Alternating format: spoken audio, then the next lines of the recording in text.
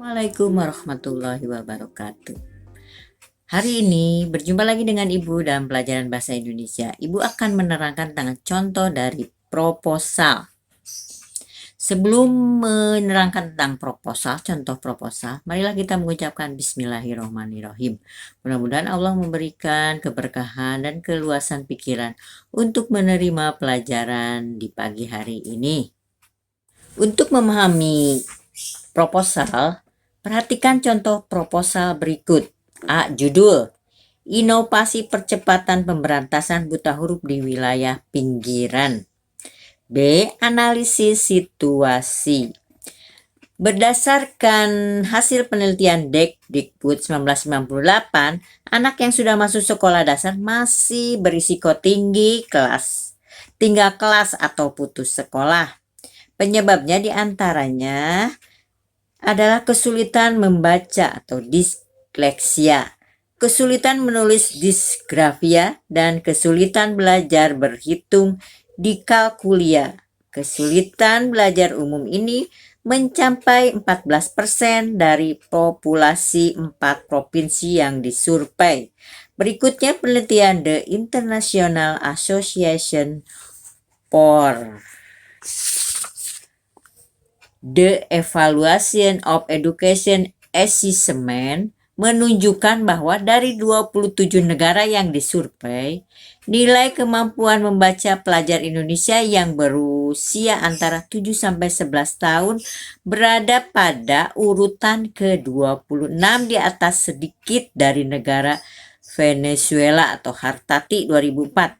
16% penduduk Indonesia masih buta huruf. Jumlah penerbitan surat kabar hanya 2,8% dari jumlah penduduk. Jumlah judul buku baru hanya 0,009% dari jumlah penduduk. UNESCO 1993, UNDP 1994.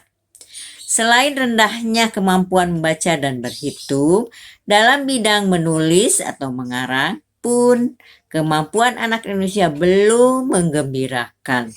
Kelemahan pelajar dalam kemahiran mengarang merupakan suatu perkara serius dan perlu diberikan perhatian dengan saksama. Atau Program Mapor International Student Assessment 2003. Aziz 1996. Sejak kehadiran metode audiolingual pada pembelajaran bahasa, terutama pembelajaran bahasa kedua, menulis tidak mendapatkan tempat yang memadai dalam pengajaran. Para linguis cenderung memandang bahasa tulis sebagai bentuk ungkapan nomor 2. Kajian PISA, Program for International Student Assessment 2003, tentang penguasaan membaca dan menulis antar bangsa. Prestasi pelajar Indonesia menduduki peringkat ke-39 dan 42 negara yang dijadikan sampel penelitian. Hasil penelitian ini dibandingkan dengan negara lain termasuk dengan negara tetangga, misalnya Thailand yang menduduki posisi ke-32. Prestasi literasi pelajar Indonesia hampir sama dengan prestasi pelajar Masedonia dan sedikit di atas prestasi belajar Peru dan Albania. Dalam 20 tahun terakhir, pendidikan di Indonesia belum berhasil mengajarkan menulis dari sekolah dasar hingga perguruan tinggi. Al-Wasilah 2003. Khusus mengenai pemberantasan buta aksara, kondisi di wilayah perbatasan lebih mengkhawatirkan. Di tempat-tempat tersebut angka buta huruf sangat tinggi yang sebagian besar didominasi perempuan. Dengan demikian mereka perlu memperoleh berbagai layanan terutama berupa program keaksaraan yang meliputi keaksaraan dasar, keaksaraan usaha mandiri, keaksaraan keluarga, dan keaksaraan komunitas. Dirjen Pendidikan Non-Formal dan Informal 2010. Bentuknya antara lain melalui penyuluhan dan pelatihan tentang inovasi pembelajaran membaca, menulis, serta berhitung. Kegiatan tersebut difokuskan kepada para penyandang buta aksara melalui tutor. Tim pelaksana percepatan pemberantasan buta aksara terutama kepada guru-guru sekolah dasar dan tim penggerak PKK Kabupaten. Model pembelajaran antara lain berupa pembelajaran membaca, menulis dan berhitung yang aktif, kreatif, efektif, dan menyenangkan atau pakem. Di samping simulasi kreatif permainan bahasa dan berhitung yang menyenangkan sesuai model pendidikan keberaksaraan bagi penyandang buta aksara anak dan dewasa. C. Permasalahan. Berdasarkan hasil analisis terhadap kondisi tingkat keberaksaraan masyarakat pinggiran, sebagaimana yang telah kami paparkan di atas, permasalahan yang menjadi fokus kegiatan ini adalah sebagai berikut. Bagaimanakah guru-guru sekolah dasar dan tim penggerak PKK dapat meningkatkan keterampilan mengajar, membaca, menulis, dan berhitung dalam rangka percepatan pemberantasan buta aksara melalui model-model pendidikan keberaksaraan di wilayah pinggiran. D. Metodologi kegiatan. Metodologi yang akan dipergunakan dalam pelaksanaan program pengembangan dan uji coba model pendidikan keaksaraan yang terintegrasi mikrofinans dan penumbuhan minat baca masyarakat pedesaan adalah metodologi atau participatory rural approach PRA. Metode PRA merupakan metode yang dianggap paling tepat untuk mengkaji dan memperdayakan masyarakat yang tinggal di pedesaan. Selain itu, metode PRA ini dianggap baik karena didasari oleh prinsip-prinsip untuk mewujudkan partisipasi masyarakat sekaligus memiliki teknik-teknik terapannya. Secara garis besar, latar belakang penggunaan metode PRA adalah A. Kebutuhan adanya metode kajian keadaan masyarakat yang mudah dilakukan untuk mengembangkan program yang benar-benar menjawab kebutuhan masyarakat. Dan B. Kebutuhan adanya pendekatan program yang bersifat kemanusiaan dan berkelanjutan. PRA sebagai pendekatan partisipasi perlu dilihat sebagai proses belajar terus-menerus yang bertujuan mengembangkan kompetensi masyarakat ke taraf yang lebih tinggi melalui mekanisme melaksanakan, mengobservasi, merefleksikan, dan mengembangkan kompetensi baru. Isa Wahyudi 2006 halaman 38-43. Model tersebut digabungkan dengan penerapan pendidikan kecakapan hidup life skill, yakni merelevansikan materi-materi pembelajaran tersebut dengan keperluan mereka di dalam kehidupan sehari-hari baik dalam hal lingkungan sosial, budaya, ataupun pekerjaannya wirausahawan. E. Halayak atau sasaran. Pihak-pihak yang menjadi sasaran dari penyelenggaraan program ini adalah sebagai berikut. 1. Sasaran substansi. A. Penyelenggara pendidikan keaksaraan ini ditujukan kepada warga belajar yang terlibat dalam penyelenggaraan pendidikan keaksaraan. B. Operasionalisasi kegiatan ini diintegrasikan dengan kegiatan pembelajaran calistung dan penumbuhan jiwa kewirausahaan melalui kegiatan penumbuhan minat baca. 2. Sasaran pengembangan. A. Tutor terdiri atas 1 orang per kelompok. Belajar dengan ketentuan sebagai berikut. 1. Usia antara 20 sampai dengan 55 tahun. 2. Diutamakan pernah mengikuti pelatihan pendidikan keaksaraan. 3. Memiliki kemampuan mendidik dan memahami konsep andragogi. 4. Memiliki kemampuan mendidik dan memahami konsep andragogik. 4.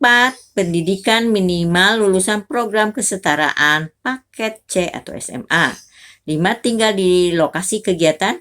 6. Memiliki kelompok belajar yang sedang dibina. B. Petugas lapangan terdiri atas 1 orang per kelompok belajar dengan ketentuan sebagai berikut. 1. Penilik atau pamong belajar di SKB. 2. Mampu memotivasi kelompok belajar yang sedang dibina. C. Pengelolaan kelompok belajar terdiri atas 1 orang per kelompok belajar dengan ketentuan sebagai berikut. 1. Memiliki kemampuan manajerial yang baik. 2. Memiliki penilaian baik di mata masyarakat. 3. Memiliki motivasi dan menggerakkan masyarakat. 4. Memiliki kelompok belajar KF yang sedang dibina. D. Pengelolaan taman bacaan masyarakat yang memiliki kriteria sebagai berikut. 1. Mempunyai pengalaman sebagai pengelola TBM selama 2 tahun. 2. Mempunyai wawasan tentang pendidikan keaksaraan. 3. Pernah mengikuti pelatihan yang berhubungan dan pengelolaan TBM. 3. Sasaran penggunaan model.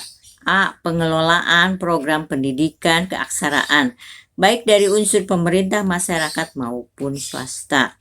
B. Pendidik atau tutor pendidikan keaksaraan. C. LSM dan organisasi kemasyarakatan lainnya berkompeten di bidang pendidikan keaksaraan dan minat baca dalam masyarakat. F. Target luaran. Dari penyelenggaraan kegiatan tersebut kami mengharapkan dapat menghasilkan keluaran sebagai berikut. 1. Keluaran utama atau model. 1A. 1 naskah model pendidikan keberaksaraan yang efektif. B. 1 naskah model penumbuhan minat baca masyarakat pedesaan. C. 1 model kurikulum bahan dan media belajar pendidikan untuk keaksaraan. D. 1 model bahan dan media penyelenggaraan penumbuhan minat baca masyarakat pedesaan. E. 1 naskah laporan penumbuhan minat baca masyarakat pedesaan. 2. Keluaran pendukung atau hasil. A. Terbentuknya kelompok-kelompok belajar pendidikan keberaksaraan di lokasi yang dijadikan tempat kegiatan. B. Dirumuskannya manajemen pengelolaan taman bacaan yang berada di lokasi kegiatan. C. 1 naskah laporan pengembangan dan uji coba model pendidikan keberaksaraan dan penumbuhan minat baca masyarakat pedesaan. G. Rencana kerja dan jadwal kegiatan. 1. Rencana kerja. Secara umum, penyelenggaraan kegiatan ini dilakukan dengan menempuh langkah-langkah sebagai berikut. A.